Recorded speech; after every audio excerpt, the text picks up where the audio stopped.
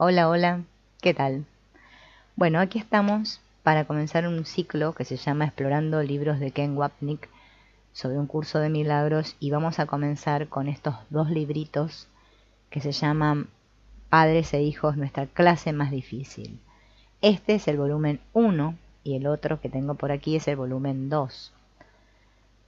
Por supuesto vamos a comenzar con el volumen 1 y Ken Wapnick en este volumen 1 hace una introducción en la que dice lo siguiente. Creo que todos estaremos de acuerdo en que nuestra clase más difícil es la de padres e hijos, tanto desde la perspectiva del niño que está creciendo, como desde la del padre, en proceso de convertirse en niño, por así decirlo, al ocuparse de sus progenitores ancianos.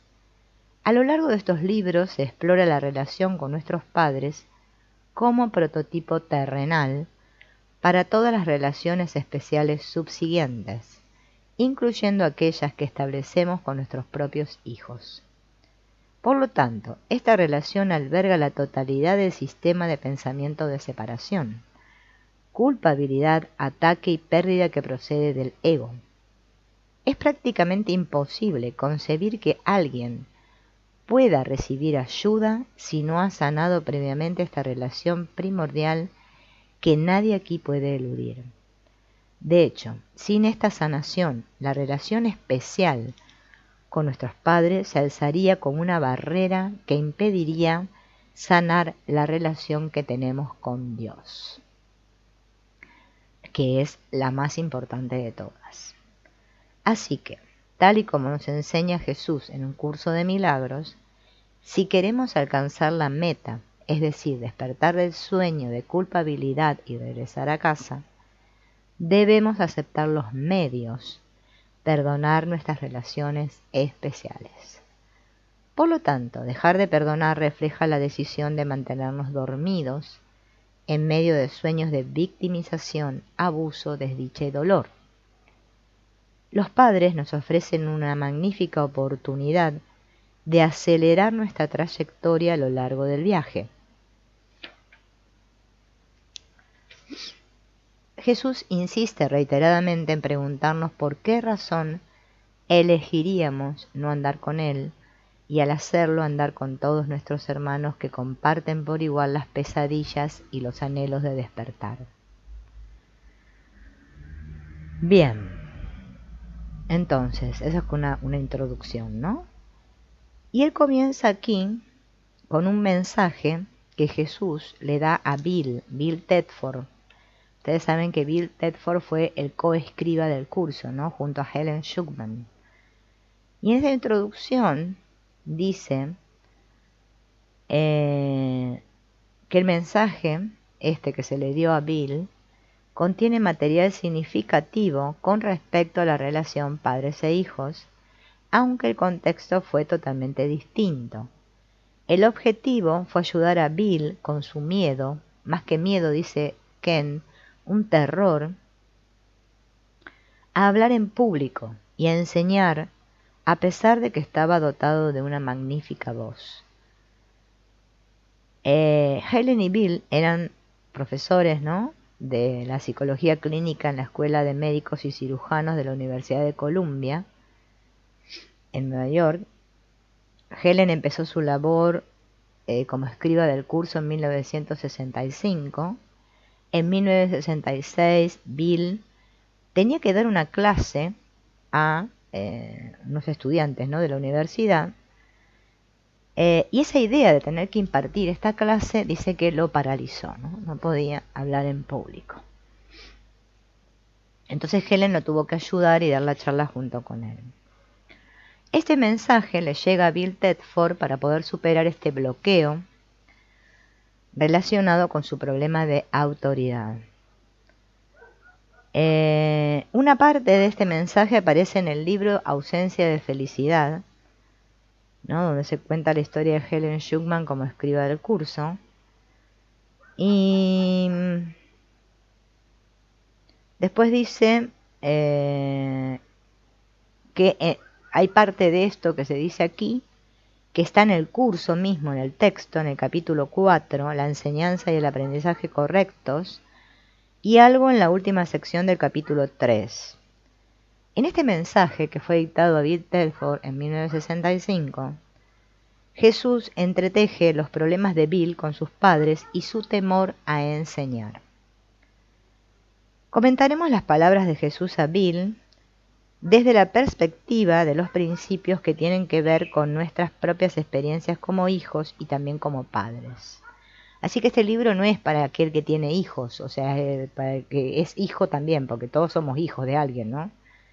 Nadie vino acá de la nada. Entonces todos tenemos padres, ¿no? Bien. A ver, vamos a hacer un resumen, ¿no? Para poder entender este mensaje, dice Ken Wapnick, es muy importante que comprendamos la relación entre mente y cuerpo. Jesús aclara esto al principio del texto, cuando dentro del contexto de la enfermedad alude a la confusión causal inherente a la creencia de que el cuerpo, o sea, nuestro yo físico y psicológico, es el determinante del comportamiento, ¿sí? Y dice así, en el capítulo, o sea, en el texto, en el capítulo 2, en la sección 4, párrafo 2, oraciones 2 a 5. La enfermedad o mentalidad no correcta es el resultado de una confusión de niveles, pues siempre comporta la creencia de que lo que está mal en un nivel puede afectar adversamente a otro. Nos hemos referido a los milagros como un medio de corregir la confusión de niveles, ya que todos los errores tienen que corregirse en el mismo nivel en que se originaron. Solo la mente puede errar. El cuerpo solo puede actuar equivocadamente cuando está respondiendo a un pensamiento falso. Todo lo referente a nuestra existencia mundana lo elige la mente tomadora de decisiones, mientras que el cuerpo simplemente sigue las directrices que la mente marca. Es importante considerar esta premisa cuando leemos el mensaje de Jesús a Bill, pues el objetivo de Jesús es señalarle que continúa escogiendo sentirse victimizado por sus padres, con el fin de satisfacer los deseos de su mente en el presente. Conserva los recuerdos del pasado que le permiten percibir que ha sido tratado de forma injusta. Sin embargo, el pasado ya pasó y no puede afectarnos, a no ser que nuestras mentes elijan en el presente otorgarle ese poder. Lo que hacemos, por lo tanto, es así, tal como leemos a continuación, porque nosotros preferimos el regalo que la culpabilidad nos ofrece. Esto está en el capítulo 28, en la sección 1, oraciones, párrafo 2, perdón, oraciones 1 a 6. Todos los efectos de la culpabilidad han desaparecido, pues ésta ya no existe. Con su partida desaparecieron sus consecuencias, pues se quedaron sin causa. ¿Por qué querrías conservarla en tu memoria a no ser que desease sus efectos? Recordar es un proceso tan selectivo como percibir, al ser su tiempo pasado. Es percibir el pasado como si estuviese ocurriendo ahora y aún se pudiese ver. ¿Y cuáles son estos efectos que la culpabilidad nos ofrece? Dicho llanamente, que nuestro estado de separación es real, puesto que si hay culpa, confirma que el pecado es real, y si hay pecado, significa que la separación realmente sucedió. De hecho, nuestra culpabilidad es un módico precio por la diferenciación de la existencia que el ego nos brinda, en lugar de la abstracta unidad del estado del ser.